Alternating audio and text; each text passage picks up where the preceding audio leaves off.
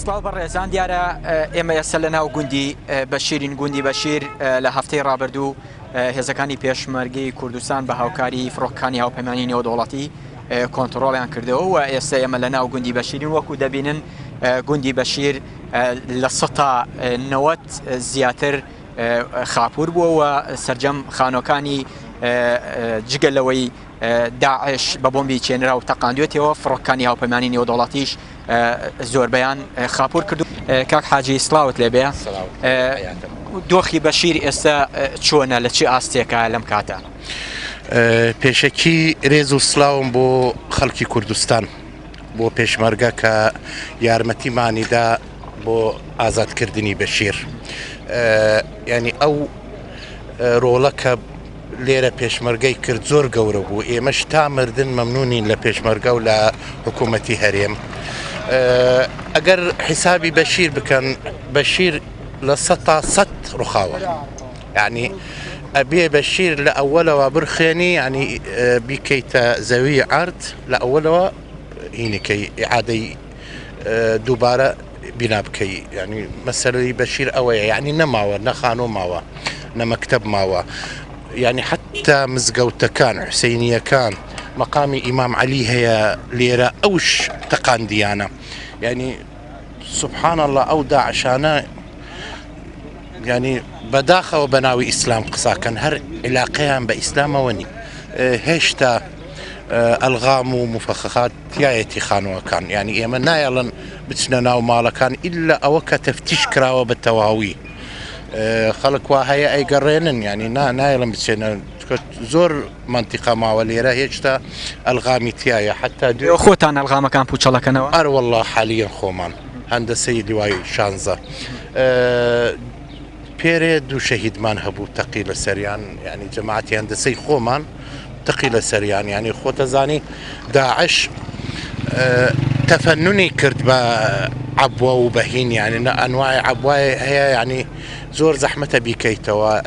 کاک حاجی ئەگەر ڕقەمێک هەبێ لەسەر ژمارەی بۆمبەکان، چەند بۆمب لە ناو بەشیرا هەبوو و ئێوە ڕقمتان لایە چەند بۆ بیتیادانرا؟ وەڵڵەهی ڕقەمەکە چۆن بڵێ، ئەگەر بە 1 ساعەت 200 عەبوەت دەرد کردووە لە تقریبان بڵێن 20 خانۆ لە منتخەی لە گەرەکێکی زۆر بچووک، ئەوە لە تاکمان لە دەسەڕاستمان لەو خانووانە تقریبان 20-25 خانووە 200 عەبوە بە ساعەتێ دەرمان کرد. اینجا بزان چەند عەبوە و ئەلغام هەیە لە بەشیر، یعنی خۆت حساب بکە. یعنی ڕقم زەحمەتە ڕقەمەکە ئیستا تەحدید بکەی. لە کات خۆی پرۆژەیەکە بۆ مام جەلال، خوا عمری درێژکە و حفزکە بۆ ئێمە، بە تەمای 100 خانوو دروست کات بۆ خەڵکی بەشیر. پرۆژەی وا هەبوو، ئەو مەشاکلە هاتین داعش و ئەوانە، یعنی ئێمە هیوادارین ئەو پرۆژەیە ماوە تا ئێستا، چونکە خەڵک بەشیر پێویستیەتی حالیەن.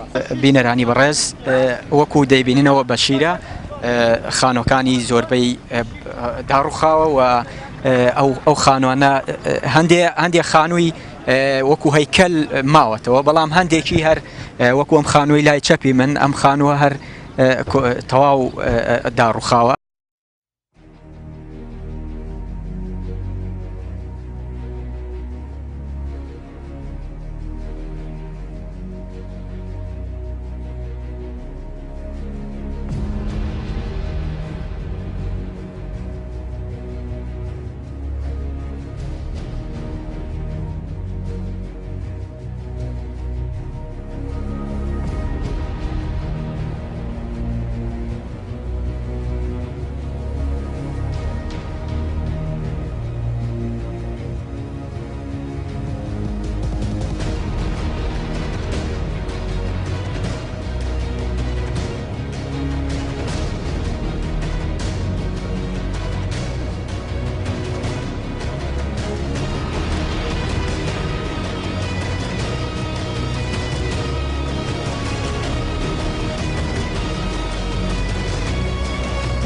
بەشیر هیچ نەماوە. ئازیزانەمە دیارە گەڕەکەکانی ناو گوندی بەشیرە، وەکو باسمان کرد لە پێشەکەکەش گوندی بەشیر سەرجەمی ڕووخاوە ئەو هەیکەلانەی کە ماون هەندێک هەیکەل ماوەتەوە، بەڵام ئەوەی کە خانوو بووە داعشی تیا بووە ڕووخاوە ئێمە دەمانەوێت بپرسین بزانم ئەم خانوانە چۆن ڕووخاون و هاوڵاتیانی بەشیر چۆن لەگەڵ بەشیرە مامەڵە دەکەن. خاڵۆ سەلام عەلەیکوم. باشی زۆر سپاس. بەشیر چۆنە بیرنەوە و هاوڵاتیانی بەشیر؟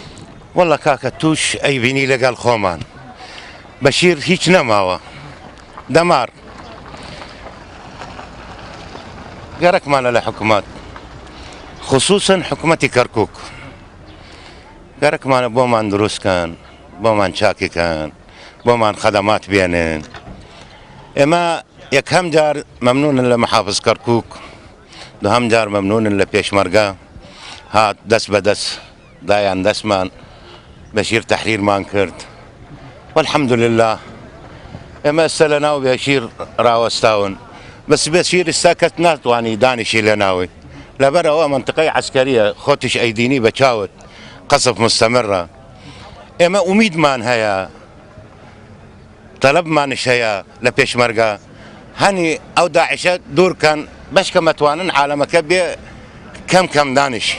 زۆربەی خانۆکانی بەشیر بۆم ڕێژ کراوە ئەوەی هەندەسەی خۆیان وەکو حەشتی شعبی پوچەڵی دەکاتەوە لە یەکەم ڕۆژە دیارە هێزەکانی پێشمەرگە هاتوونەتە ناوەوە و بۆمبێکی زۆریان پوچەڵ کردوێتەوە و ئەو بۆمبانیان سەرجەم پوچەڵ کردوێتەوە کە لە ناو بەشیر بوون. ئێستا هێزەکانی خۆیان وەکو حەشتی شعبی لەبەرەوەی پێشمەرگەی تیادا ناماوە و خەریکی پوچەڵکردنەوەی ئەو بۆمبانن و بۆمبێکی زۆری تایە هاچەنە هاوڵاتیان دێن سەردانی خانۆکانیانەکەن بەڵام هێزەکانی حەشتی شعبی ڕێگە نادەن بۆ پاراستنی گیانی خۆیان بۆ ئەوەی ئەو بۆمبانە پوچەڵ بکەنەوە تاکو زیانی نەبێ بۆ گیان هاوڵاتیان چکەم ڕۆژانە دەبیستین و هەواڵمان پێدەگا کە چەکدارانی حەشتی شعبی و هاوڵاتیانی ئەم ناوچەیە بە بۆمبی چێنرا و دەمرن.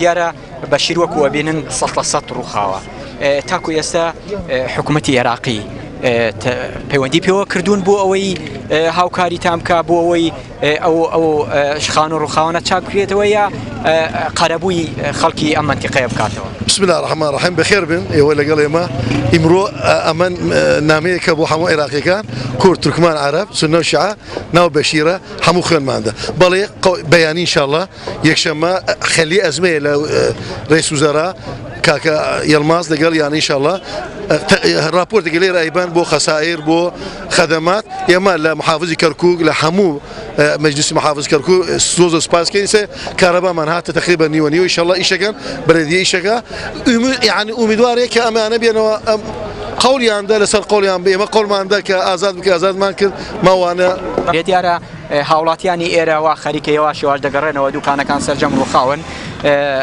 تۆکو هاوڵاتیەکی گوندی بەشیر چۆن گەڕاونەتەوە ئێستا خەڵک گەڕاوەتەوە ژیان چۆنە لێرە؟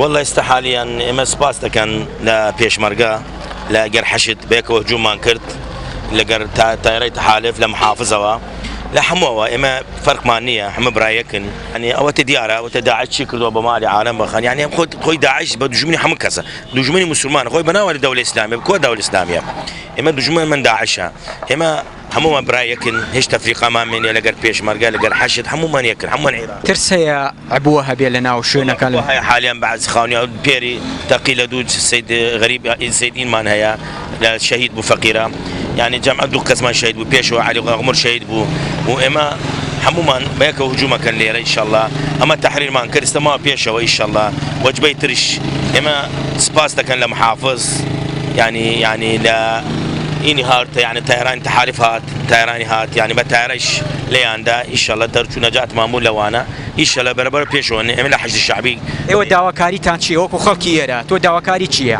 وەڵا داواکاریمانە ئێمە لە لێرە ئێمە داواکاریمانە حەویجە مەوجە هەموو تەطهیر بێ ئێمە هەموومان خەڵک کەرکووکن ئێمە تەفریقەمە هەمووان عێراقین یەکەم جار عێراقین فەرقمان ئەم لێرەن بەیانی لە هەولێرن سپاس سێ ڕۆژتر لە سنجارن ئێمە لە هەموو شوێن ئەڕۆن ئینشاءالله ئێمە يعني ئینشاءالله ئەمە تەحریرەکەن يعني داعش نامێنی داعش وەکی سەرەتان هات بەناو عێراق ئێستا ئەوە تا باسمان کرد گوندی بەشیر خەریکە ئاوادانی بۆ دەگەڕێتەوە بەڵام ترسی تایە بۆ عبووی تایە و ڕۆژانە دەتەقێنەوە هەرچەندە ئێستا هێزەکانی خۆیان وەکو حەشتی شعبی معالەجەی ئەو بۆمبانە دەکەن بەڵام ترسی تایە و ڕێگە نادەن جارێ هاوڵاتیان بگەڕێنەوە ناو بەشیر.